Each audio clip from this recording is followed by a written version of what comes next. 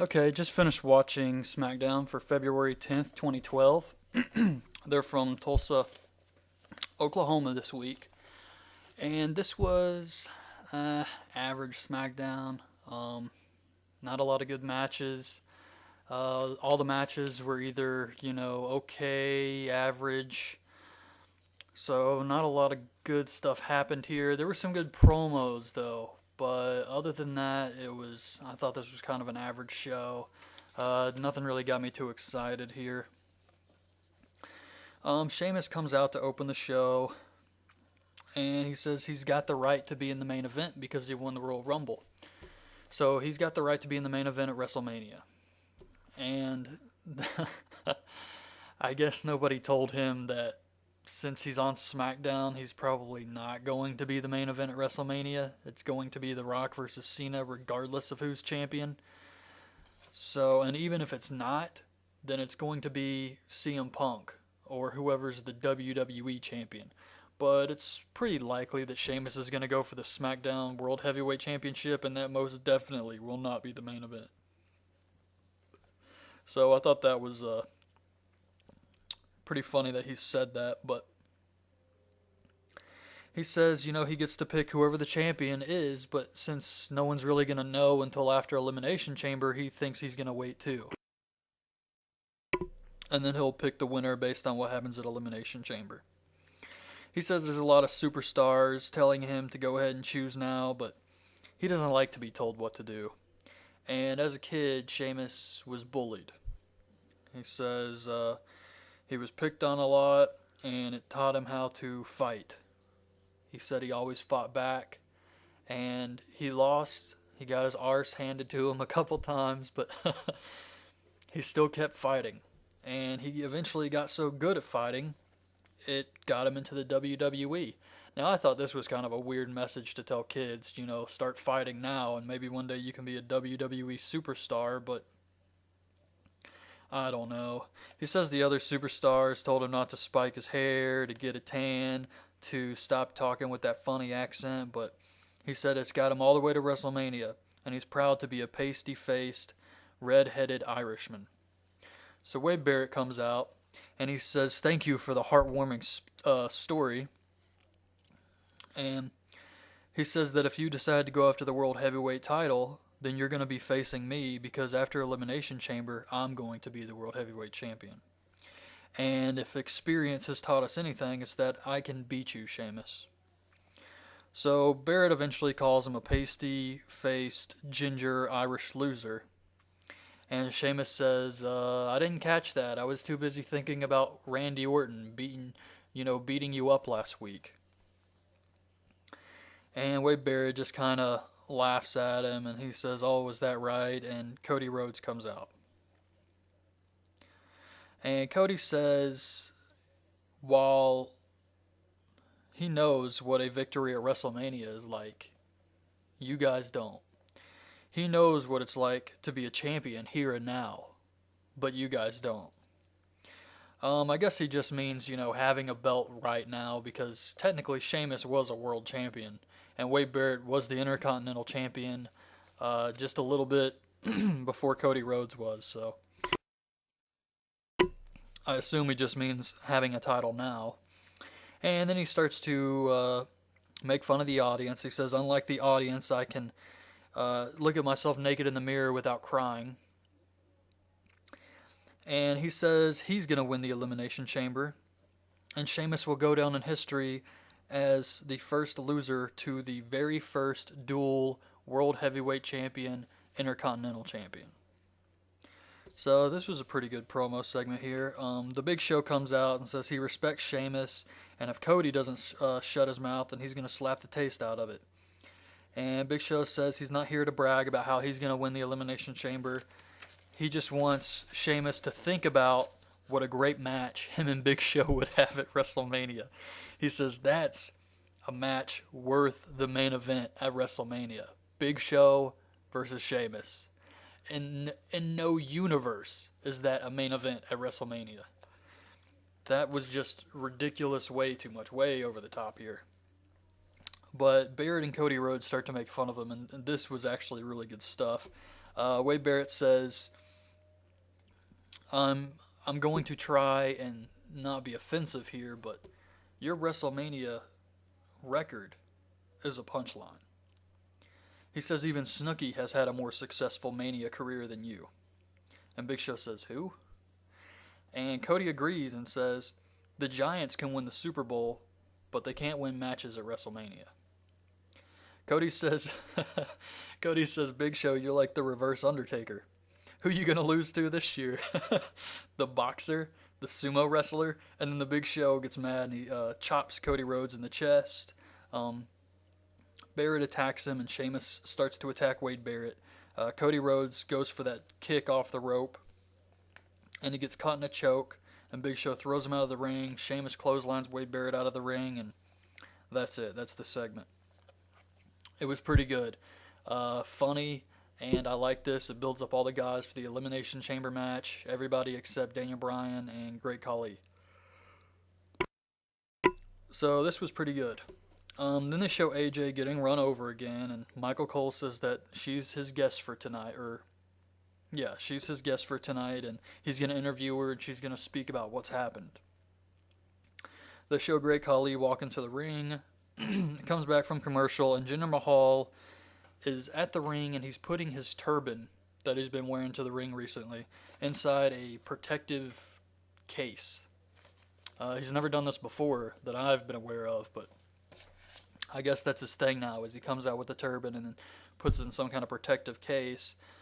He cuts a promo saying he's going to beat Khali, and that after he beats him, he demands to be his replacement in the Elimination Chamber, which I would actually prefer. I don't like Jinder Mahal, but Great Khali is so bad that I would prefer Jinder Mahal in the Elimination Chamber over Great Khali. The Great Khali comes out, and it's Great Khali versus Jinder Mahal. They kind of build up their feud on commentary with Michael Cole saying that Jinder Mahal is Great Khali's brother-in-law, and he's a really wealthy man in India, and he's used that power to kind of make Great Khali do his bidding. And it's, what do you expect? A lot of chops. Great Khali eventually hits the double-handed choke slam and gets the win. Average. There's only so much you can do with the Great Khali, though. They show a recap of Mark Henry getting suspended last week. Then they go to backstage with Oksana and Teddy Long. And they're talking, and she starts to whisper in his ear, and I guess she's supposed to be licking his ear or something like that. Daniel Bryan comes in and says, the music immediately stops, and he says, what the hell is going on here? What are you two doing? And I thought that was awesome, because as far as I know, no one's like really interrupted them and said that. Like, what are you guys doing back here all the time? And then he asks Teddy, is it true? And Teddy says, I don't know what you're talking about. And he says, is it true that you held a barbecue outside this afternoon? And Teddy says, oh yeah, I forgot to invite you. Sorry about that. And he says, oh, you forgot to invite me to a barbecue where you ate poor animals? And he goes on kind of a vegan rant, and Teddy says, oh, I'm sorry, Daniel Bryan, I'm not a vegetarian like you. And he says, I'm not a vegetarian, I'm a vegan. I don't eat meat, dairy, or any animal products of any kind. And then he starts to think about Teddy Long eating the barbecue, and he acts like he's sick, and he says, man, you've made me sick to my stomach, I can't compete tonight. And Teddy says, well, you can't use this vegan as an excuse not to compete. And you need to quit worrying about animals and start worrying about yourself. So that's kind of the theme of the night, is Daniel Bryan trying to get out of the match with Randy Orton. Beth Phoenix has a match with Alicia Fox. Yeah, she basically holds the ropes for her and says, get out of my ring, like she doesn't want to challenge her.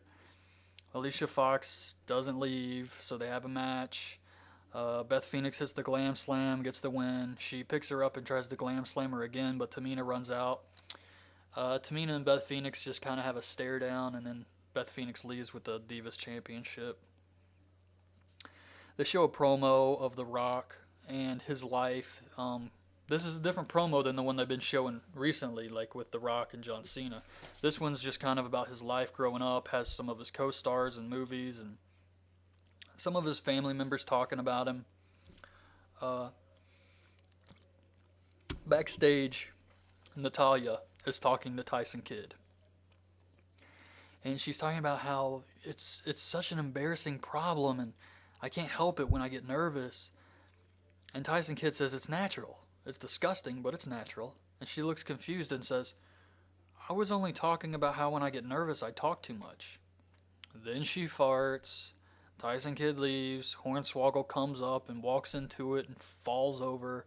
She bends down and says, oh, it was Tyson. And then she runs away. You know, they're going with this. So it's going to happen more and more. At least every week. They do Sheamus and The Big Show in a tag match against Cody Rhodes and Wade Barrett. This was a decent match. Not that great, but it had some good spots in it. Cody Rhodes and Wade Barrett work good together. There's one really cool part where Wade Barrett hits a clothesline while Cody Rhodes takes out the knee of The Big Show. And they kind of double team him like that. And they make quick tags in and out and really work over The Big Show. And it looked good. Eventually, Sheamus hits Wade Barrett with the brogue kick. Cody Rhodes gets in the ring and Big Show hits him with the spear. And Sheamus gets the win on Barrett. So it was okay. Like I said, none of the matches on the show tonight were really that great. They were all kind of average, go through the motions. So it was just a subpar SmackDown, I thought. Michael Cole calls out AJ for their interview. AJ comes out. She's still got the neck brace on. He asks her how she's feeling. She says she's feeling a lot better, and she should have the brace off next week, and should be able to compete by the spring. She wants to thank everyone for supporting her, but Michael Cole interrupts her and says no one knows who you really are. He wants to know if she blames the Big Show, and why was she at ringside. And she says that Daniel Bryan asked her to be at ringside, and she loves him. She says she doesn't blame the Big Show, and the person who has done more damage than the Big Show is actually Michael Cole. And she says that you just stir things up and you insult me, you insult Daniel Bryan, you've insulted the entire Divas division. You're a biased, obnoxious jerk. And she says WWE would be a much better place if you would just shut your mouth. Michael Cole says it's his job, and people are saying, you know, the word going around is that Daniel Bryan set her up to get run over. And she is so blindly in love with him that she would walk in front of a bus for Daniel Bryan. And people are starting to say that AJ has no self-respect. Cole says that he's going to be really happy after Elimination Chamber because AJ and Daniel Bryan are only going to be footnotes in WWE history. So Daniel Bryan comes out, he gets mad and says, if you keep talking to AJ like that, I'm going to break both your arms. He says, all you do is harass AJ because you don't like me. He says, I'm a great wrestler, I'm the world champion, and I'm a role model.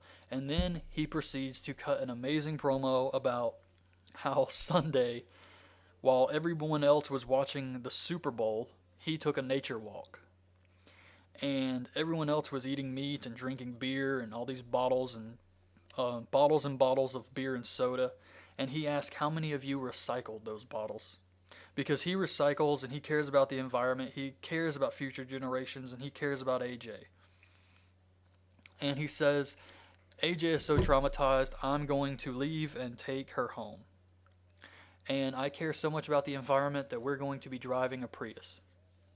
Just amazing stuff here. So backstage, Daniel Bryan is leaving with AJ, and Teddy comes up.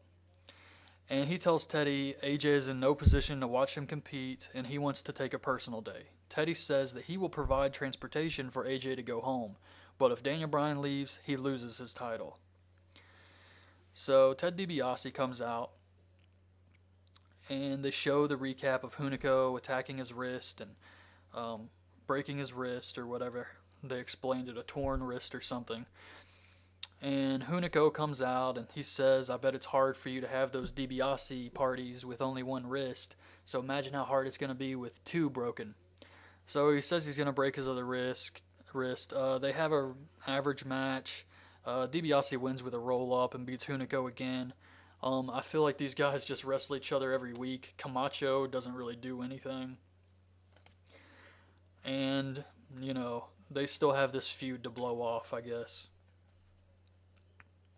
And John Laurinaitis calls from Abu Dhabi, and he talks to Michael Cole on the phone. And Cole says, I'm so glad to hear that you're still the Raw General Manager. I'm very pleased to hear that. John Laurinaitis says that, I know you're pleased, Michael Cole. I know the entire WWE Universe is pleased. And Mr. Excitement is back on Raw, and this is going to be a great, exciting Raw on Monday. So, I guess they just did that since they said the angle would be on the website, and this way they can fill everyone in with what happened. It was good, short. They show a video package of Daniel Bryan. This was really good. It was short too, but it made Daniel Bryan look really strong. I thought it was awesome. The next match is Randy Orton versus Daniel Bryan. The Big Show comes out to do commentary. Typical Randy Orton match. The guy's got to get all his spots in. He's got to hit his clotheslines. He's got to hit his power slam. He's got to hit that DDT off the middle rope. I mean, he's got to get all his moves in, so it's just predictable, and I don't like it. Basically, Daniel Bryan gets hit with the DDT off the second rope. He gets up, and he tries to escape, and then he pulls Orton's head down, choking him on the top rope. He goes to get his championship belt. He gets the belt, and he acts like he's walking away. He's around the commentary desk, and then he tries to take a cheap shot at the Big Show. The Big Show grabs him, tosses him into the guardrail, then throws him in the ring. Randy Orton hits an RKO, but the referee disqualifies Randy Orton because the Big Show interfered. So Daniel Bryan gets his title. He's walking out the ramp. Randy Orton goes and gets in Big Show's face. Big Show pushes him, and the two of them start to brawl. And it just shows Daniel Bryan smiling with the title on the entranceway while Randy Orton and Big Show just kind of keep fighting each other. And that was it. That was this week's SmackDown. Like I said, it was kind of an average show, not much to it. I am excited for Raw, though, because to see what John Laurinaitis is going to do and say on Raw. Plus, HBK is going to be there, and they're going to be trying to set up that Triple H Undertaker match. So that should all be really good stuff. I hope you guys like this show, and subscribe to my channel, like the videos, leave some comments, and I will be back with a TNA Against All Odds pay-per-view prediction show here in a few hours. So thanks for listening. Bye.